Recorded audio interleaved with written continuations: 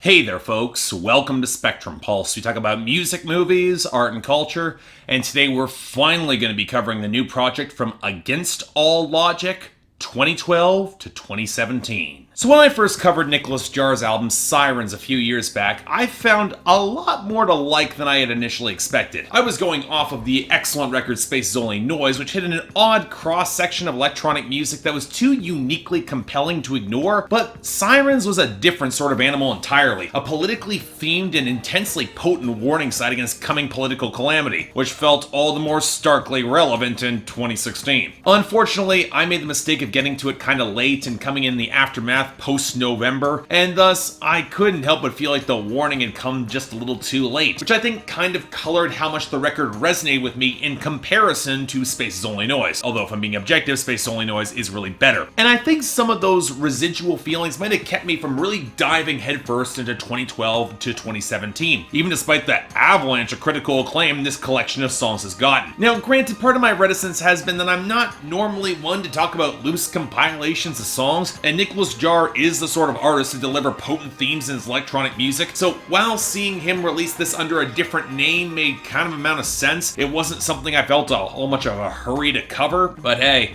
folks have consistently voted up my schedule, and it has received a ton of acclaim from critics that I respect, I'll say it again, and I'm not gonna deny that I was kinda curious, so alright, what the hell? How is 2012 to 2017? Alright, here's the thing. Even though it might not seem like it, there were a lot of factors that were stacked mentally for me against this record, even if they were just stupid hang-ups I had. As I said, collections of singles that don't exactly have much sense of flow or transitions, or even much internal continuity can get kind of frustrating for me. And to go further, this brand of traditional house isn't the sort of electronic music to which I tend to gravitate. Not saying there isn't quality in this subgenre, but more that I rarely take the opportunity to seek it out. It's not really my thing. So when I take all that into consideration, when I can still come here and say this is a pretty great record and one I found incredibly easy to listen to and go back to and like, that will likely speak far more to its quality, because yeah, this was a fair bit of fun. I'm definitely recommending it. Now I'll admit, again, house music is a little bit outside of my personal wheelhouse. If you're looking for a critic who likely gets the intricacies of this genre way more than I do and deserves a lot more attention, go check out the Wonky Angle on YouTube. He does electronic music reviews and he can likely speak to the larger style with far more context than I can, but coming from a stronger backdrop in Nicolas Jaar's work and more of his experimental electronic side, well, this album can feel oddly paradoxical to me, most notably when it comes to his usage of samples. On earlier record, whenever samples of melody or vocals are often chopped into fragments or blended in a way to flesh out the background or add some meat to some very skeletal beats. But 2012 to 2017, with its heavier, slightly blown out, scratchy percussion, takes much larger sample cuts, often preserving single whole melodic phrases from funk, soul, or disco to supplement a lot more of that electronic groove, almost to the point where the songs become more distinctive for the permutations of the sample than the larger collage of sound. If only on that basis alone, this record might seem more conventional in its composition, but hey, Nicolas Jaar's fondness for more defined texture gives many of these mixes a much more tactile feel, especially with every crackling off-kilter blast of static or live drum pickup, because there's plenty of both. And really,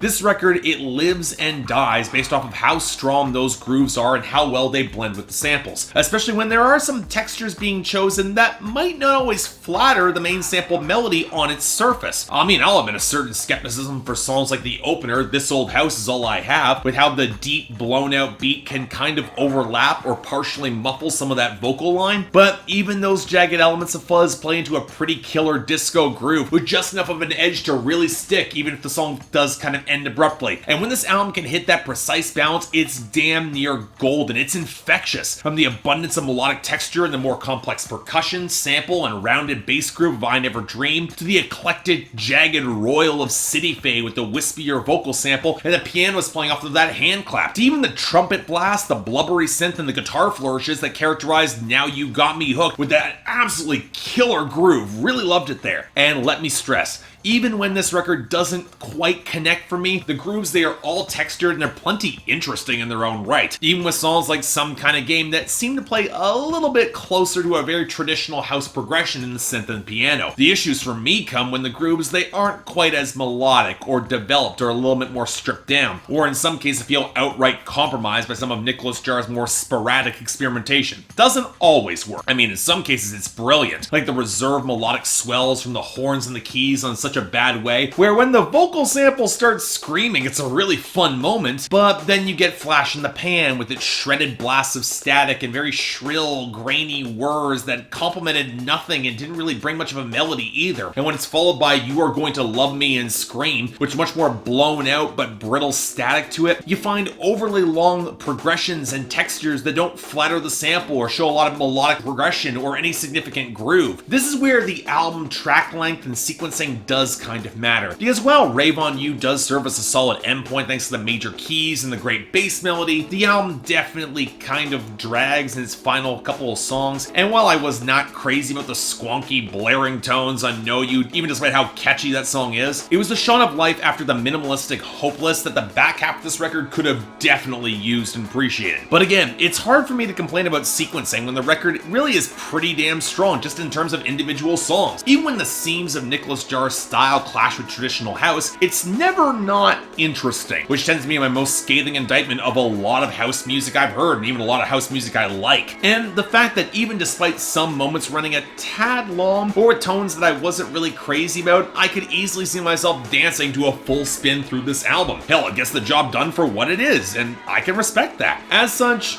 you know what, man, I was on the fence with this for a while, whether or not to call it outright excellent. This has been on my schedule for longer than it probably should have been, but you know what, I'm gonna lean into the positive, give it an extremely light 8 out of 10, with a much more of a recommendation for those house fans looking for a challenge. This will be right up your alley. Now for me, a tad less so. Not better than Space's Only Noise, which is really quite spectacular, but hey, Nicolas Jaar as Against All Logic, he does this sound justice, and yeah, what the hell, worth checking out. Definitely take a look. So yeah, thanks a lot for watching. I'd like to like and subscribe. I'd be more than grateful. Not really a lot to say about this. It's been out for a while. I'm guessing everybody who's a house fan has probably already heard it, but yeah, it's pretty solid. I enjoyed it.